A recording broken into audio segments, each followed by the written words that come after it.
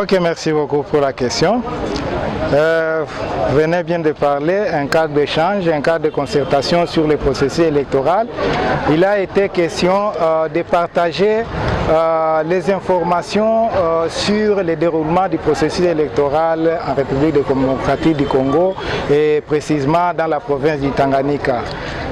Comme vous le savez, nous sommes sur le point de lancer une opération très importante que nous appelons l'opération d'identification et enrôlement des électeurs qui va nous permettre de constituer un fichier général pour nous permettre d'organiser le scrutin le moment venu.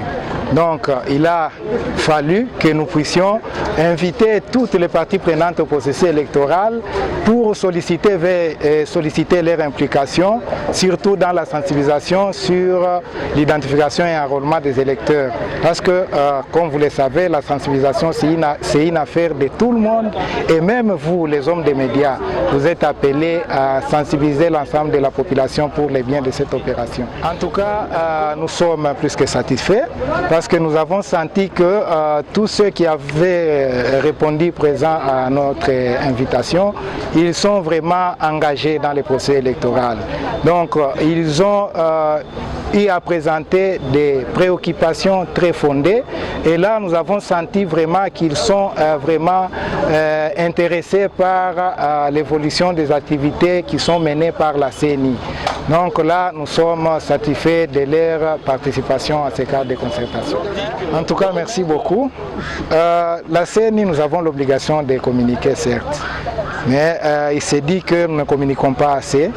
Bon, c'est une observation et nous allons nous améliorer. Nous allons vous promettre que nous allons faire en sorte que ces cadres de concertation soient permanents.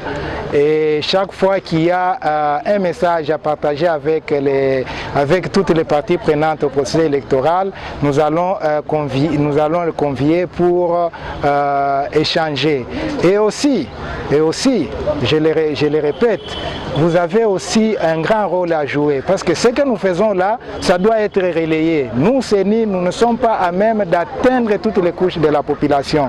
C'est à travers certaines représentativités que nous pouvons faire passer les messages. Donc nous pensons qu'en organisant ces cadres de concertation, les messages en rapport avec le processus électoral sera relayé et l'essentiel de la population. Peut-on avoir une idée sur les centres qu'il y a sur la cartographie?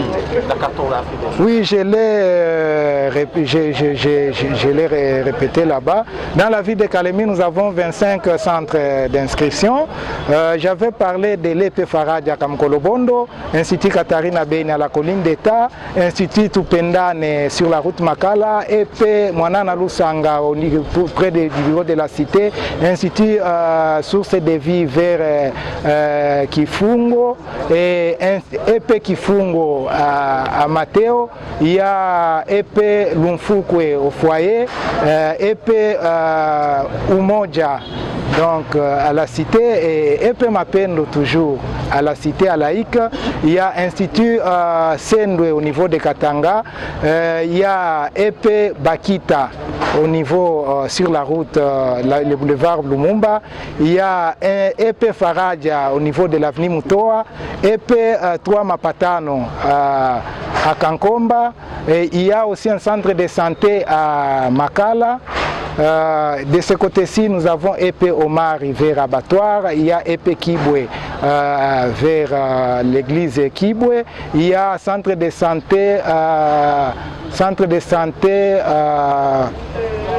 c'est vers Kalunga, centre de santé Kalunga, il y a Institut La Providence, il y a Institut Ngobi Katanga, il y a EP Rehema, il y a EP Roboti, il y a Institut Mwangaza, il y a Epemoni et il y a Centre de santé Colonne des Feux. Donc ce sont là les 25 centres d'instruction de la ville de Galimé. Le dernier message, c'est l'appel. J'ai fait un appel vibrant à l'ensemble de la population en droit de voter, de se rendre au centre d'inscription proche de leur résidence, tout en insistant qu'il faut aller se faire enrôler au centre d'inscription proche de sa résidence dans sa commune, donc pour avoir sa carte d'électeur.